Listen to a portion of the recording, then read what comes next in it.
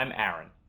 I'd like to read to you about St. Francis from this book, Stories of the Saints, by Carrie Wallace, with beautiful pictures by Nick Thornborough. When Francis was a young man in the Italian city of Assisi, he spent all his father's money on wild parties and fine clothes. But despite all the fun he seemed to be having, Francis wanted something more. So he decided to go to war. His father, who was a merchant of beautiful fabrics from all over the world, bought him a fantastic coat of armor decorated with real gold. But on the way to battle, Francis saw a poor man in rags begging on the side of the road. Francis was moved by how much he had and how little the poor man did. So Francis gave the man his armor and took the man's rags as his own. That night Francis had a dream. "Who can give you more?" God asked in the dream. "The master or the man?" "The master," Francis said. "Then why are you following the man and not the master?" God asked him. Francis wasn't sure what that meant, but instead of going to battle, he turned around and went home determined to find out. When he got to Assisi, Francis didn't move back into his father's house. He spent his time in caves outside the city, praying and waiting to hear the voice of God. He began to visit the sick and poor in town, and he began to do things that seemed even stranger than that. One day, he gave away all his family's bread to anyone who asked. Another day, on the road, he saw a leper who had a disease that made people afraid even to touch him. The leper was covered with sores, but Francis still kissed the man's hand. When the man gave Francis a kiss of peace in return, Francis was filled with joy. But when Francis looked back, the man had vanished.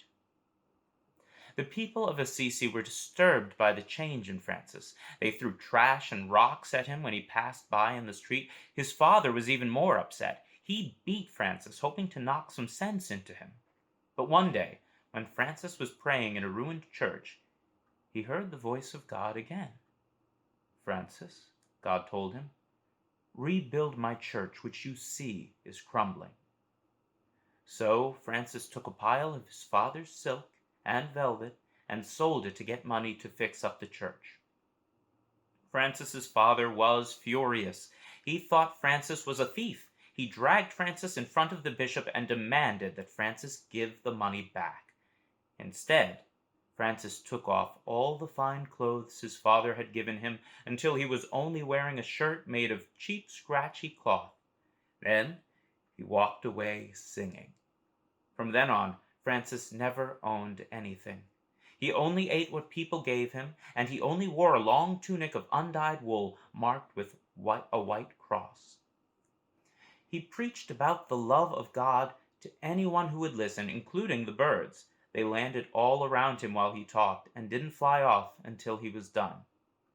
He even talked once with a wolf outside the town of Gubbio.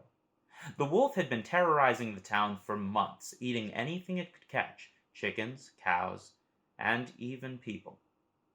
Any time a citizen of Gubbio went outside the walls of the city, they risked being eaten.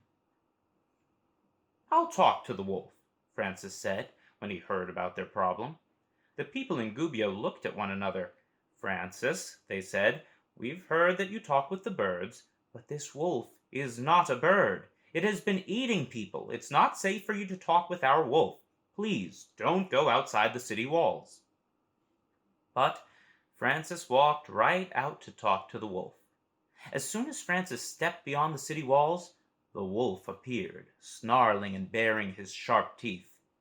"Wolf," Francis said, "you have done a great deal of evil in these parts, but if you will give up your wicked ways, you can come into the town. The people of Gubbio will feed you, and we can all live together in peace." The wolf stared at Francis, its teeth bared and its hackles raised. To the people who were watching from the city walls, it looked as if the giant creature were just about to pounce. But suddenly, The wolf ran up to Francis, wagging its tail like a friendly dog, and when Francis turned to go back into the town, the wild wolf trotted after him as if it were a family pet.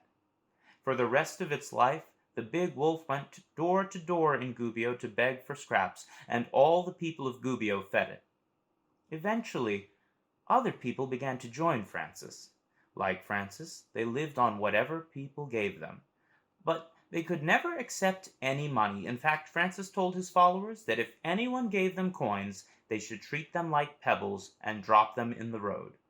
When a thief stole a robe from one of Francis's brother monks, Francis told the brother to run after the thief and give him his hood too. Near the end of his life, Francis had a vision of an angel with 6 flaming wings. Hidden inside them was Jesus, his wounds in his hands and feet and side. When the vision ended, Francis was shocked to discover wounds in his hands and feet and side. Francis didn't tell anybody about this. Instead, for the rest of his life, he kept his hands inside his tunic and wore shoes to hide his feet. The wounds never healed, but after Francis died, everybody could see that his body bore the same marks that Jesus's had.